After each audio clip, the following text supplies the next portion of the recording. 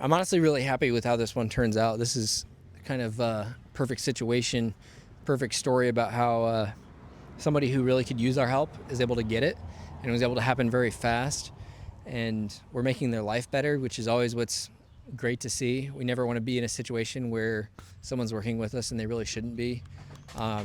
We really were able to offer them exactly what they need to get them into a better situation. So How is this different than what we've been kind of focusing on, and like how we've changed our business model recently to do only this? well, I think we weren't. This is always what we've known we're really good at, is helping a seller that's in a situation like this. And this is why we exist in the marketplace ultimately, because there's people who need help. If there was a real estate agent who didn't know about this tool on the tool belt of helping a property owner, they might come in here and tell them like, well, first thing you've got to do is take out all this trash. And after you take out all the trash, I need you to patch that hole in the roof and take down all these vines. And it's a $50,000 project. Like, who has $50,000 just sitting around? Most people don't. So it's not feasible. There comes a time where you just have to wash your hands of something, and ultimately,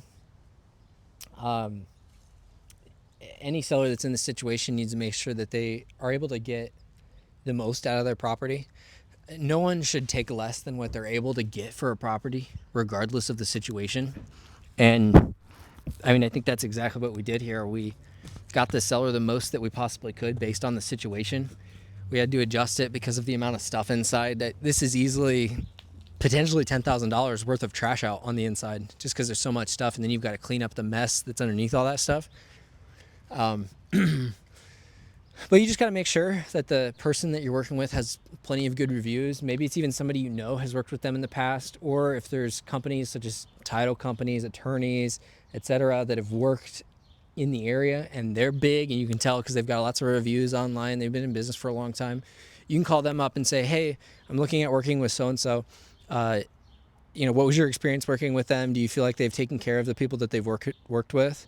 And you'll find out pretty quick. I mean, word gets around a town pretty fast, regardless of the size.